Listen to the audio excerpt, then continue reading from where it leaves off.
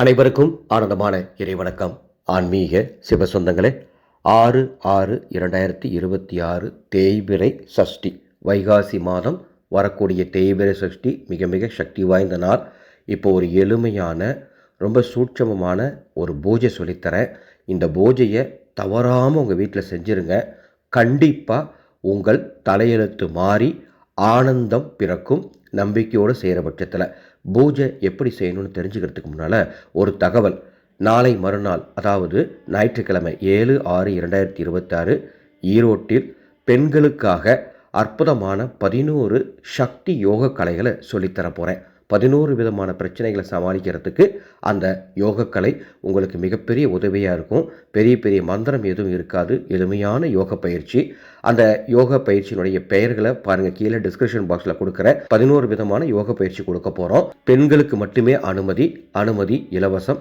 மேலே உள்ள வாட்ஸ்அப் எண்ணுக்கு தொடர்பு கொண்டு உங்கள் வருகைக்கு முன்பதிவு செய்து கொள்ளுங்கள். 6/6/2026 நான் சொல்கிற இந்த பூஜையை மாலை 6 மணிக்கு மேலே இரவு 11 மணிக்குள்ளே எப்போனாலும் நீங்கள் செய்யலாம். இந்த பூஜை செய்கிறதுக்கு உங்களுக்கு தேவையானது 6 விளக்குகள், 6 திரிகள், அந்த விளக்கில் ஊற்றுவதற்கு தீப எண்ணெய் மற்றும் 6 மஞ்சள் நிற பூக்கள் மற்றும் 6 ஏலக்காய்கள். இதெல்லாம் தயார் பண்ணி வச்சுக்கோங்க. இந்த 6 தீபங்கள் ஏற்றுவதற்கு நமது ஆனந்தோலி அறக்கட்டளையினுடைய சொந்த தயாரிப்பான மந்திர சக்தி தீப எண்ணெய் இருந்தால் அதை ஊற்றுங்க, அல்லது 6க்குமே நெய் ஊற்றுங்க. ரொம்ப விசேஷமாக இருக்கும். வாய்ப்பு இல்லாதவங்க நல்லெண்ணெய் கூட ஊற்றிக்கோங்க. சரிங்களா? இதெல்லாம் தயார் பண்ணி வச்சுக்கோங்க.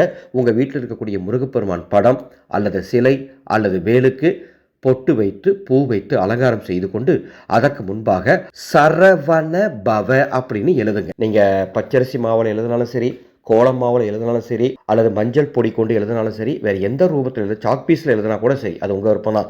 சரவண பவ அப்படின்னு சிலை அல்லது படம் அல்லது வேல் அதுக்கு முன்பாக எழுதி ஒவ்வொரு எழுத்துக்கு மேலேயும் ஒரு விளக்கு வைக்கணும். அந்த விளக்கு எல்லாமே வடக்கு திசை நோக்கி எரிக்கணும்.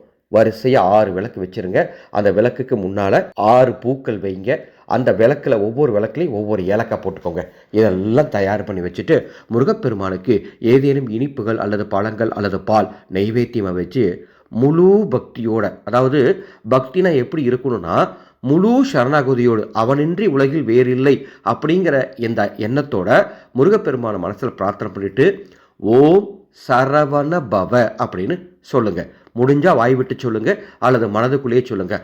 108 முறை ஓம் சரவண பவ அப்படின்னு சொல்லி முருகப்பெருமான முழு பக்தியோடு பிரார்த்தனை பண்ணிட்டு தேய்பிறை சஷ்டி வழிபாட்டை நிறைவு செய்யுங்கள்.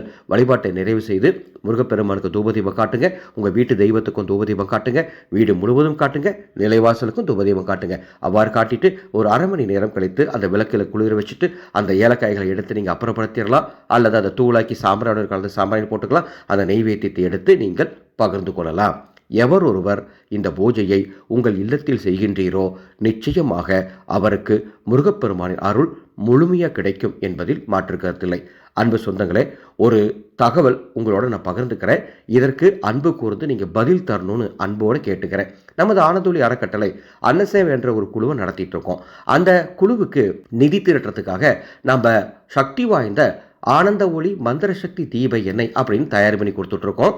அதே மாதிரி குலதெய்வ தீப எண்ணெய் அப்படின்னு ஒரு எண்ணெய் தயார் பண்ணி கொடுத்துட்ருக்கோம். மோட்ச தீப எண்ணெய் அப்படின்னு ஒரு எண்ணெய் தயார் பண்ணி கொடுத்துட்ருக்கோம். இந்த மோட்ச தீப எண்ணெய் அப்படிங்கிறது இறந்தவர்களுக்கு மட்டும் ஏற்றக்கூடிய தீப எண்ணெய். குலதெய்வ தீப எண்ணெய்ங்கிறது குலதெய்வத்துக்கு மட்டும் ஏற்றக்கூடிய தீப எண்ணெய். மந்திர சக்தி தீப எண்ணெய்ங்கிறது பொதுவாக எல்லா தெய்வங்களுக்கும் ஏற்றுவது.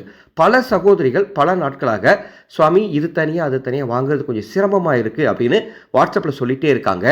எனவே குலதெய்வ தீப எண்ணெயும் மந்திர சக்தி தீப எண்ணெய்க்கு உண்டான மூலப்பொருட்களையும் ஒன்றாக இணைத்து கூடுதலாக சில மூலிகைகளையும் சேர்த்து ஒரு தீப எண்ணெய் தயார் செய்து நாம் வைத்துள்ளோம். அது பூஜையில் இருக்கு.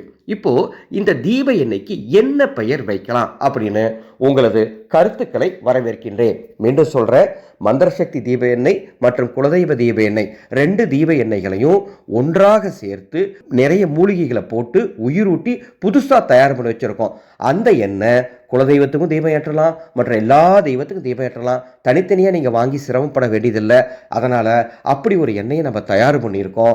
அந்த எண்ணெய்க்கு என்ன பெயர் வைக்கலாம் என்று உங்களது கருத்துக்களை கமெண்ட் பாக்ஸில் சொல்லுமாறு அன்போடு கேட்டுக்கொள்கின்றேன். சிறந்த பெயர் யார் சொல்கிறீங்களோ அவங்களுக்கு இந்த குருனுடைய மகா பிரசாதம் ஒன்று அனுப்பி வைக்கப் போகின்றேன். உங்களது பதிலை எதிர்பார்க்கின்றேன் ஆவலுடன். ஆனந்த மலரட்டும், ஆனந்த ஒளி பரவட்டும்.